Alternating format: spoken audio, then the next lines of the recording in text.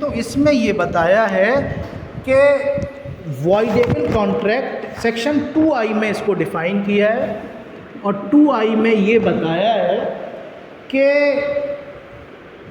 An agreement which is enforceable by law at the option of the one और मोर parties thereto but not at the option of the other and the others, it is the voidable contract। यानी एक करार जो कि कानून के द्वारा लागू किया जा सकता है एक पक्षकार या एक से ज़्यादा पक्षकारों के विकल्प पर, ठीक है ना, लेकिन दूसरे पक्षकारों के विकल्प पर उसको लागू नहीं करा सकते, उसको वॉइड डिक्लेयर नहीं करा सकते, तो हम जो है उसको लागू नहीं करा पाए तो उसको वॉइडेबल कॉन्ट्रैक्ट बोलेंगे।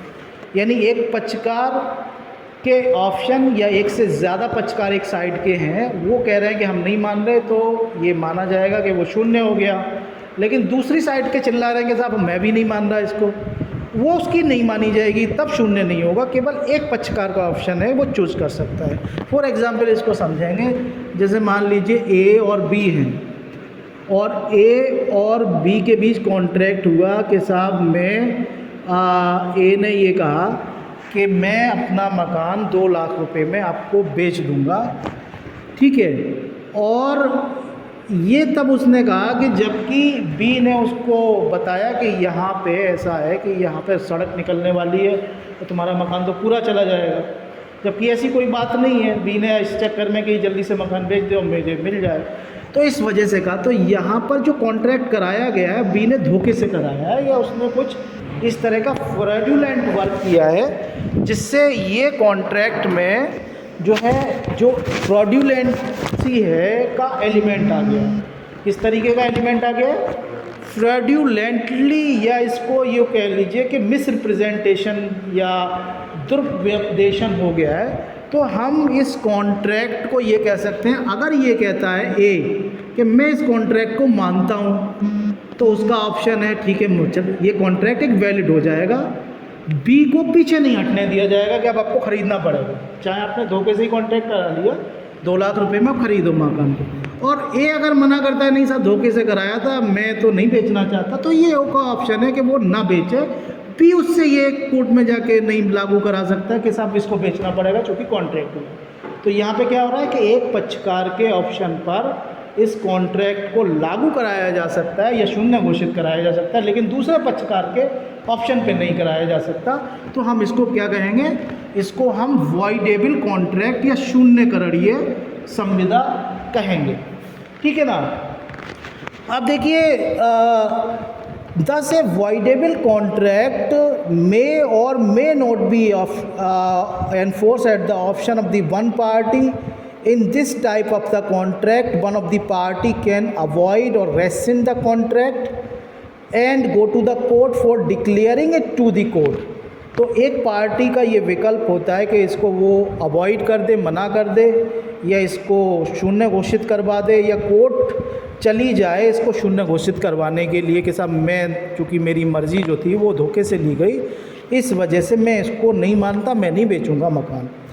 If the party insist on performance then the contract can be enforce at will. लेकिन अगर वो ये कहता है कि नहीं साहब मैं मान ले रहा हूँ, ठीक है, चाहे मेरी मर्ज़ी जो है धोखे से ली गई लेकिन मैं मानता हूँ, तो इसको एनफोर्स भी कराया जा सकता है, यानी वैलिड हो जाएगा, तब ये वॉइड कॉन्ट्रैक्ट नहीं रहेगा। For example if the consent of the party is taken by the coercion. तो मैंने आपको बताया कि एक पक्षकार की मर्जी मान लीजिए कोहर्जन से ली गई, डरा धमका के ली गई कि तुम्हारे बच्चे को मार देंगे मकान बेच दो। कोहर्जन किया, उत्पीड़न किया गया उसका, और उसने अपनी सहमति दे दी। It means it is binding on the party who has taken the consent. इसका मतलब ये है कि जिस पार्टी ने सहमति ली है डरा के, उत्पीड़न की धमकी देके, वो तो बाउंड हो गई, वो तो बंध गई उस कॉन्ट्रैक्ट से, but it is not binding on the party whose consent is vitiated by the coercion. लेकिन वो पार्टी इससे नहीं बंधी जिसकी मर्जी जो है ज़बरदस्ती उसको डरा के ली गई, दूषित तरीके से ली गई, वो नहीं बंधी इससे। वो जो है इस कॉन्ट्रैक्ट को माने न माने उसका ऑप्शन है, ठीक है ना।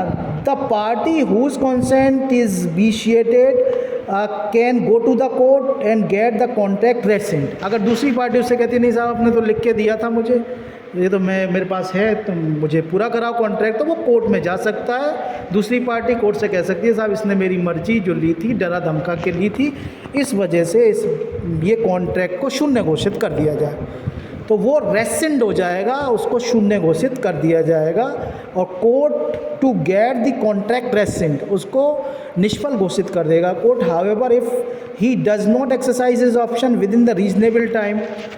अब एक चीज़ और है कि वो जो है कोर्ट नहीं जाता है और दूसरी पार्टी कह रही है बेचो मकान, तुमने तो कॉन्ट्रैक्ट किया है, लिखा हुआ रखा देखो, और वो कोर्ट नहीं जाता है, तो दूसरी पार्टी 1 साल, जैसे 2-4 महीने नहीं जाता, 1 साल नहीं जाता, और दूसरी पार्टी कह रही है भाई मुझे मकान बेचो, तो वहाँ पर ये मान लिया जाएगा कि उसने कोर्ट नहीं जाने का निर्णय करके ये डिसाइड किया कि वो बेचना चाहता है मकान।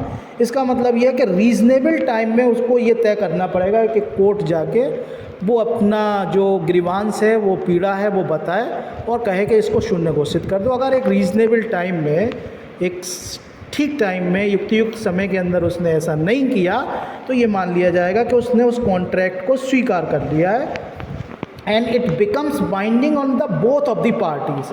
और ये कॉन्ट्रैक्ट अगर उसने रीजनेबल टाइम में रेसिंड नहीं कराया, शून्य घोषित नहीं कराया कोर्ट से, तो ये मान लिया जाएगा कि ये दोनों पार्टियों के ऊपर अब बाउंड हो गया है। यानी अब ए भी इससे मना नहीं कर सकता, क्योंकि उसके पास ऑप्शन था 1 साल तक, 1.5 साल तक कि वो कोर्ट में जाके ये कह दे कि भाई मैं नहीं मान रहा कॉन्ट्रैक्ट को।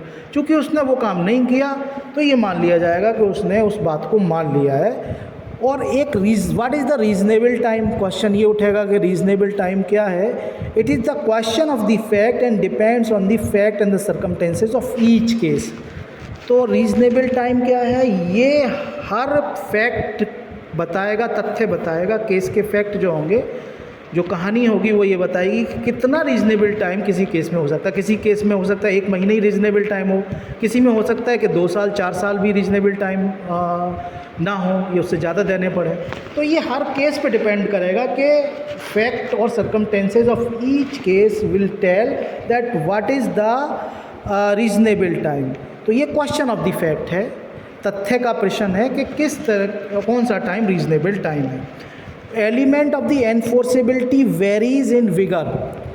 तो जो एनफोर्सेबिलिटी का तत्व है वो विगर में या अपनी शक्ति में भी भिन्न होता है, ठीक है ना। आपको पता है कि एनफोर्सेबिलिटी कमज़ोर भी हो सकती है और मजबूत भी हो सकती है। लागू करना या प्रवर्तनीयता जो हो सकती है वो ताकतवर भी हो सकती है, विगर में मजबूत भी हो सकती है और विगर में कमज़ोर भी हो सकती है। There are certain factor of the enforceability which makes the contract voidable. कुछ तथ्य हैं एनफोर्सेबिलिटी के जो इसको कॉन्ट्रैक्ट को वाइडेबल बनाते हैं। And there are certain factor of the enforceability the absence of the which make the agreement void. तो कुछ फैक्टर ऐसे हैं जो कि लागू करना या एनफोर्सेबिलिटी को क्या बनाते हैं, कॉन्ट्रैक्ट को वाइडेबल बना देते हैं, ठीक है ना। क्यों वाइडेबल बना देते हैं, क्योंकि उसमें एनफोर्सेबिलिटी का एलिमेंट जो होता है वो कमज़ोर होता है। और कुछ ऐसे फैक्टर हैं जहाँ पे कि द एब्सेंस होता है वो कॉन्ट्रैक्ट को वाइड बना देते हैं। तो एक जगह एनफोर्सेबिलिटी में इतनी ताकत है कि वो वाइडेबल बना रही है और एक जगह इतनी कमज़ोर है कि वो वाइड हो जा रहा है, ठीक है ना। तो एनफोर्सेबिलिटी जो होती है वो अपनी शक्ति में भिन्न होती है। For example, if consent is vitiated by coercion, undue influence, fraud and misrepresentation. तो आगे जब आप पढ़ेंगे तो आपको ये पता चलेगा कि एक तो कोर्जन है, coercion, undue influence, mistake, misrepresentation, ठीक है ना, और फ्रॉड। ये 4 बातें करके आपने किसी का उत्पीड़न करके, उस किसी को अनुचित दबाव में लेके, किसी का दुर्व्यपदेशन करके या किसी के साथ धोखा करके अगर आपने कोई कॉन्ट्रैक्ट कराया है तो वो कॉन्ट्रैक्ट जो होगा वो वाइडेबल माना जाएगा। क्या माना जाएगा? शून्य करणीय। और शून्य करणीय का मतलब कि एक पार्टी के ऑप्शन पे है कि वो उसको शून्य घोषित कर दे या ना करे, ठीक है ना। लेकिन अगर उस कॉन्ट्रैक्ट में मिस्टेक होती है या भूल से कोई कॉन्ट्रैक्ट कर लिया गया है तो वो कॉन्ट्रैक्ट वॉइड माना जाएगा। तो यहाँ पर एक कॉन्ट्रैक्ट तो वॉइडेबल हो रहा है, शून्य हो रहा है, और दूसरा कॉन्ट्रैक्ट जहाँ पे एनफोर्सेबिलिटी जो है अलग ताकत में है, अलग शक्ति में है, अलग विगर में है, वो वॉइड हो जा रहा है क्योंकि मिस्टेक थी, भूल थी, वो वॉइड हो गया। और जहाँ पर उत्पीड़न है तो एक पार्टी को ये ऑप्शन दे दिया गया कि वो उसको वैलिड घोषित करे या वॉइड घोषित कर दे। तो देखिए similarly if the parties are not competent, अगर आपको मैंने ये बताया कि कॉन्ट्रैक्ट के लिए पक्षकार सक्षम होने चाहिए और पार्टीज़ 18 साल से नीचे के हैं, कॉम्पिटेंट नहीं है, if the parties are not competent then agreement is void. तो ये एग्रीमेंट वॉइडेबल नहीं होगा, वॉइड मान लिया जाएगा अगर पार्टीज़ 18 साल से नीचे के। एंड ये जो है if the consideration is not lawful, अगर जो प्रतिफल है आपको पता है वो लॉफुल होगा तभी कॉन्ट्रैक्ट होगा, अगर लॉफुल नहीं होगा तो भी कॉन्ट्रैक्ट को वॉइड माना जाएगा। यानी इसका मतलब है कि यहाँ पर पक्षकार जो है वो सक्षम नहीं है तो भी वॉइड है, यहाँ पर लॉफुल ऑब्जेक्ट के कंसिडरेशन नहीं है तो भी कॉन्ट्रैक्ट वॉइड है। Therefore, from the above discussion, following can be deduced to the essential element of the contract। तो अब इन सारी चीज़ों को अगर हम देखते हैं तो ये बात निकल के आती है कि कुछ जगह कुछ कमियां होने पर कॉन्ट्रैक्ट वॉइड हो जा रहा है। यहाँ पर जो कॉन्ट्रैक्ट हो रहा है वो वॉइडेबल हो रहा है कुछ कमियां होने पर। तो कुछ हालात में ये क्यों हो रहा है, ये इस वजह से हो रहा है क्योंकि element of the enforceability varies in vigour, यानी जो परिवर्तनीयता का तत्व है वो अपनी शक्ति में अलग अलग जगह भिन्न है। इसी वजह से एक जगह वो जीरो घोषित कर दे रहा है कॉन्ट्रैक्ट को और एक जगह वॉइड जीरो नहीं कर पा रहा है, उसमें जो है वॉइडेबल है, यानी एक पक्षकार के पास फिर भी ऑप्शन है कि वो उसको वैलिड घोषित करा ले। तो ये है। अब देखिए इन सारी चीज़ों से एक डिस्कशन तो निकलता है कि एसेंशियल्स ऑफ दी मतलब एक एग्रीमेंट के एसेंशियल एलिमेंट क्या होते हैं, और हम यहाँ पर 4-5 एसेंशियल एलिमेंट को डिस्कस कर चुके हैं। पहला तो ये है कि कॉम्पिटेंसी ऑफ द पार्टी तो होनी चाहिए, ठीक है ना, फ्री कंसेंट होनी चाहिए, lawful consideration, lawful object and not expressly and otherwise declare to be void by any law. तो ये सारी चीज़ें अगर होंगी तो ये मान लिया जाएगा कि एक कॉन्ट्रैक्ट एक वैलिड कॉन्ट्रैक्ट है, ठीक है। तो अब देखिए इसमें कुछ चीज़ें और हैं, जबकि मतलब पहली चीज़ ये है कि it can be said that law determine whether A agreement is a contract or not. ये कानून निर्धारित करता है कि एक एग्रीमेंट कॉन्ट्रैक्ट है या नहीं है। Generally parties make agreement and then it is up to the law to determine whether the agreement is a contract or not, ठीक है ना। तो ये जो है पार्टीज़ होती हैं जो कि एक एग्रीमेंट करती हैं, वो कॉन्ट्रैक्ट नहीं करती हैं, और ये निर्धारित करता है कानून कि वो एग्रीमेंट कॉन्ट्रैक्ट है कि नहीं है। ये निर्धारित किया जाता है किसके द्वारा, कानून के द्वारा। For example A and B enter into the contract to restraint a trade. A और बी ने एक कॉन्ट्रैक्ट किया कि हम इस तरह का व्यापार नहीं करेंगे, ठीक है ना। ए ने बी से कहा कि तुम मेरी दुकान के सामने हलवाई की दुकान नहीं खोलोगे, मेरी भी हलवाई की दुकान है। This is an agreement made by the parties. However law according to section 27 says that agreement in restraint of trade are void not enforceable. तो इसका मतलब ये इस तरह का कॉन्ट्रैक्ट अगर होता है तो सेक्शन 27 मना करता है कि किसी को व्यापार से रोकने का कॉन्ट्रैक्ट आप नहीं कर सकते हैं। यानी कोई अगर ये दुकान खोलना चाहे आपकी दुकान के सामने, तो आप इससे पहले कि वो दुकान खोले आप कॉन्ट्रैक्ट करा लें तो वो कॉन्ट्रैक्ट वॉइड है, कॉन्ट्रैक्ट माना नहीं जाएगा। सेक्शन 27 इस तरह के कॉन्ट्रैक्ट को मना करता है। Therefore it can be said that the agreement is made by the parties and contract made by the law. इस वजह से हम ये कह सकते हैं कि एग्रीमेंट तो पार्टी करती हैं, लेकिन कॉन्ट्रैक्ट जो किया जाता है वो कानून के द्वारा किया जाता है। मैंने आपको शुरुआत में एक चीज़ बताई थी कि लॉ ऑफ कॉन्ट्रैक्ट है वो rights and duties between the parties create करता है, ठीक है ना।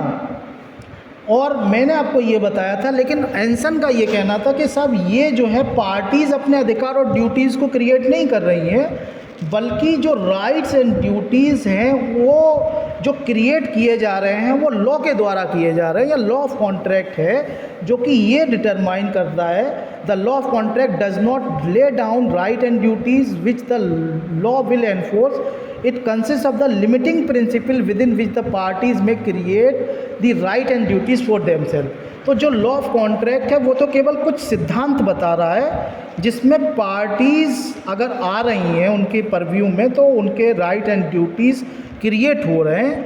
अदरवाइज़ ये माना जाएगा कि पार्टीज़ आपस में जो कॉन्ट्रैक्ट कर रही हैं वो जो है मतलब राइट एंड ड्यूटीज़ क्रिएट कर रही हैं। लेकिन ऐसा सच्चाई में एंसन का मानना नहीं है। वो ये कह रहा है कि सब कुछ सिद्धांत बता रहा है लॉ ऑफ कॉन्ट्रैक्ट, अगर ऐसा कॉन्ट्रैक्ट कर रहे हैं आप तो ये मान लिया जाएगा कि पक्षकार स्वयं अपने आप को लॉ के सिद्धांतों में बांध रहे हैं। तो ये जो है एंसन का मानना था। ठीक है, तो I think it is enough for today. और पहली दूसरी चीज़ जो मैंने आपको लास्ट में बताया कि हम ये कह सकते हैं कि एग्रीमेंट तो पार्टीज़ के द्वारा